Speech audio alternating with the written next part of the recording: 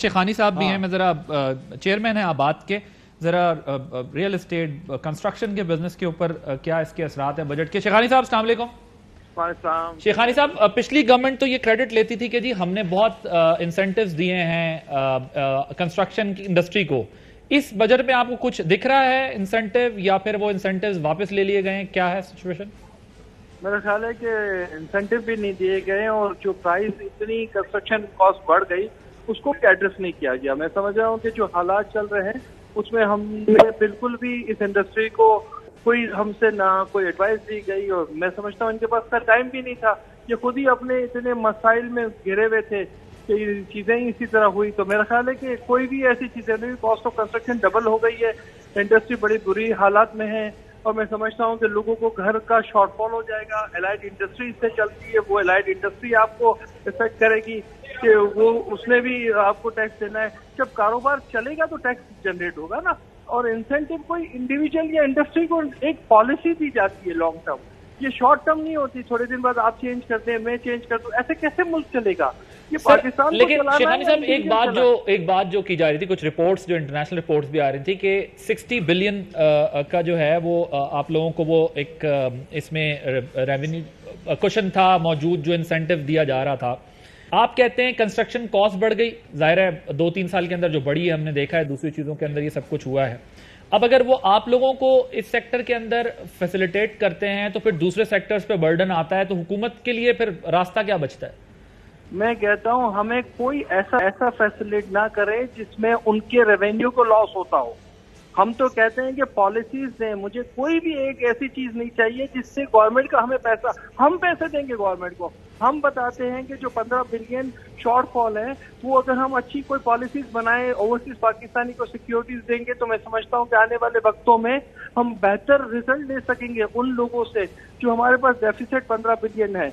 तो हम कोई आपसे इंसेंटिव कोई नहीं मांग रहे, लेकिन पॉलिसीज को देंगे सर। बट वो कहते हैं कि 60 अरब रुपए ये टैक्सेबल हो सकते हैं इस इंडस्ट्री के अंदर, स्पेस है जो कि नहीं लगाया गया था। मेरे ख्याल से 60 अरब से और ज्यादा दिए जा सकते हैं। आप काम तो करने दें, आप पॉलिसीज देंगे तो काम होगा। अभी तो जो चीजें फेस कर रहे हैं वो 3 साल में नहीं हुई है, 8 महीनों में डबल हो गई है प्राइस। 8 महीनों में ये सारे रिजल्ट आ रहे हैं।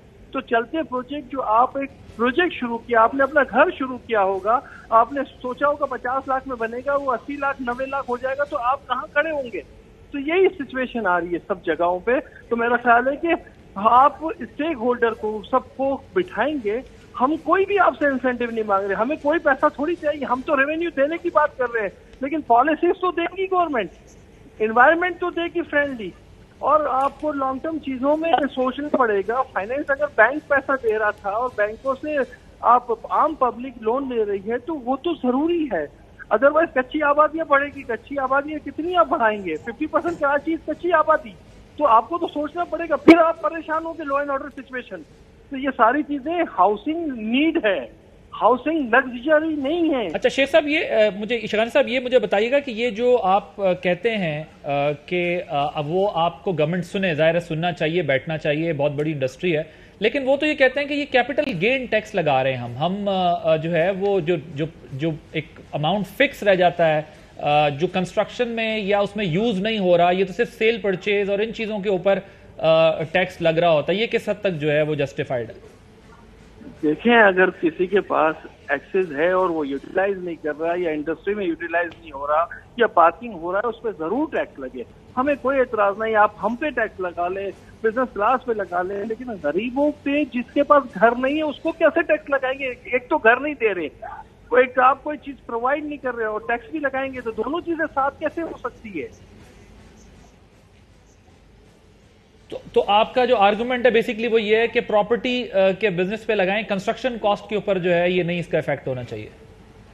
बिल्कुल भी नहीं होना चाहिए। कंस्ट्रक्शन में आपको प्राइस को देखना है, आपने ड्यूटीज बढ़ाई हुई हैं, उन चीजों को देखना है। 4 साल का प्रोजेक्ट होता है, उसको हम किस तरीके से लेके चले। बिल्कुल ठीक है, बहुत शुक्रिया मोहसिन शेखानी साहब। एक ब्रेक लेते हैं, ब्रेक के बाद जो है वो डिस्कशन को करेंगे और ये भी देखेंगे कि जो पेंशन्स का जो इजाफा किया है तनख्वाहों में सरकारी मुलाजमीन की प्राइवेट सेक्टर के लिए, उसके अंदर क्या है, कुछ नहीं और कुछ और हम बातें आफ्टर दिस ब्रेक।